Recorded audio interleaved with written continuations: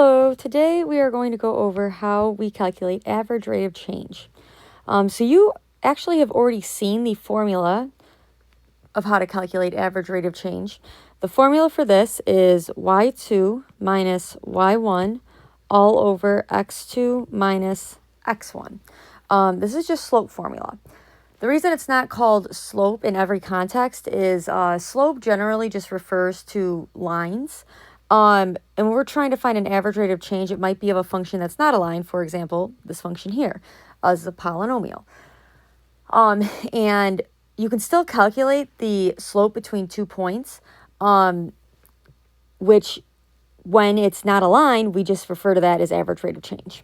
Okay, so basically we are going to use this formula to calculate the slope between 2 points on this function.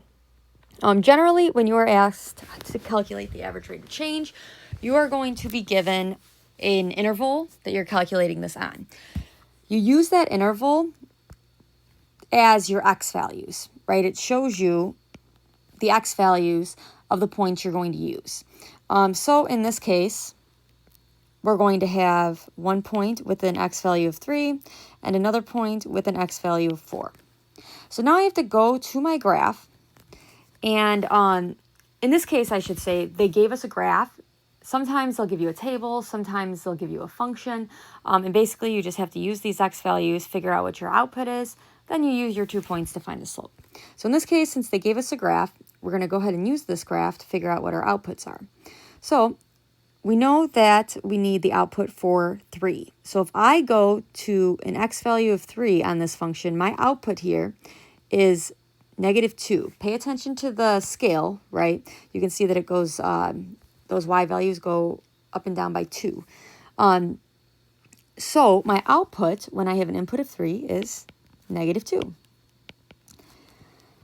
Then I need to find the output for when my input is 4. Well, I go here, this is x value of 4. My output is going to be +2. All right? So now what I'm doing is I'm finding the slope between these 2 points. I can go ahead and label x1, y1, x2, y2. And I'm going to go ahead and plug that into my formula, which I know is y2 minus y1 all over x2 minus x1.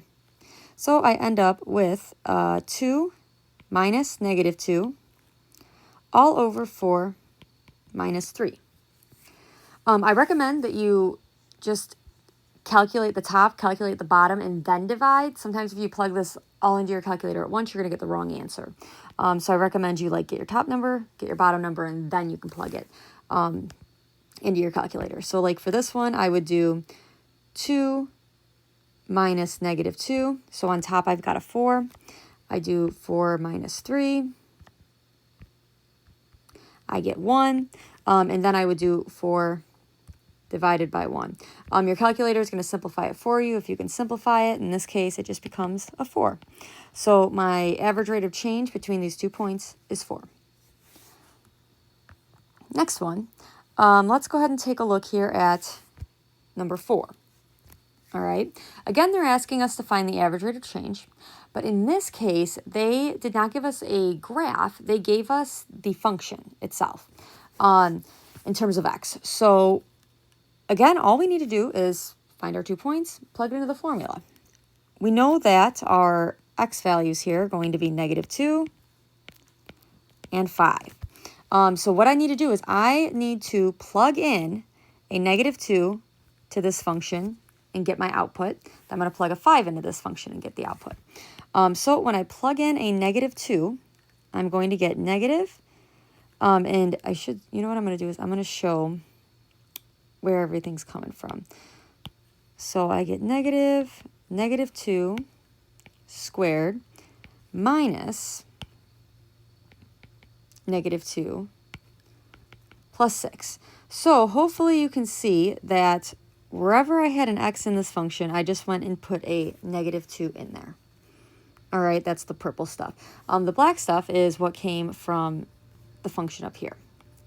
So I just took this -2, plugged it in. I can go ahead and now plug it into my calculator. So I'm going to do the negative, open parenthesis, -2 squared. And then make sure in this situation here, you're going to have to use a minus sign for this next one. So make sure you try this on your calculator because a lot of kids will get the minus sign and the negative signs flip-flopped. So we're going to use minus and then open parenthesis, negative 2 plus 6. So when we put that in, we get 4 as our output. So my output here is 4. So now I'm going to do the same thing, but I'm going to plug in a 5. All right, so I get negative, and then I'm going to do open parentheses, 5 squared minus, and then open parentheses, 5 plus 6. So then I can go ahead, plug that into my calculator.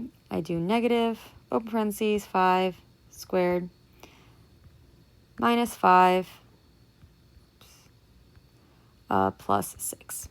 When I do that, I get a negative 24.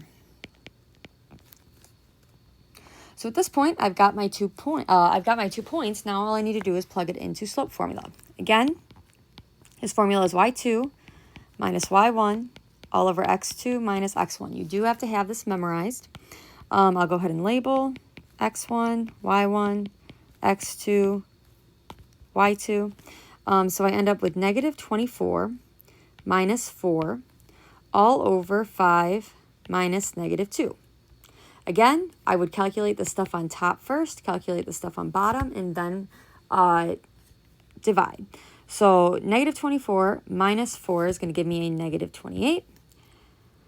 5 minus negative 2 gives me a 7. Negative 28 divided by 7 gives me a negative 4. You could just plug this into your calculator at the end there if you wanted to check. So negative 28 divided by 7 gives me a negative 4. So that is my slope here. Now, the third way that they could ask you to calculate the average rate of change is if they give you a table. This probably is the easiest way, but you need to be ready for all three. So if we have an interval of 6 to 30, that means that our first x value is going to be 6, our next x value is going to be 30. And again, we need to figure out what our outputs are. Well, here on our table, we can see that the output for 6 is 16, and the output for 30 is 52. So I can go ahead and label x1, y1, x2, y2, and my formula is y2 minus y1 all over x2 minus x1. So I end up with 52 minus 16 all over 30 minus 6. So I can go to my calculator. I'm going to calculate the top, 52 minus 16, and I get 36 on top, 30 minus 6, and I get 24. So now I'm going to do 36 divided by 24, and I get 1.5. If you get repeating, you have to give me a fraction. If it's a terminating decimal that does not repeat, I'm fine with a fraction or a decimal. Make sure you just do, math enter to get your fraction if you need a fraction. So in this case, you could give me a decimal, you could give me a fraction.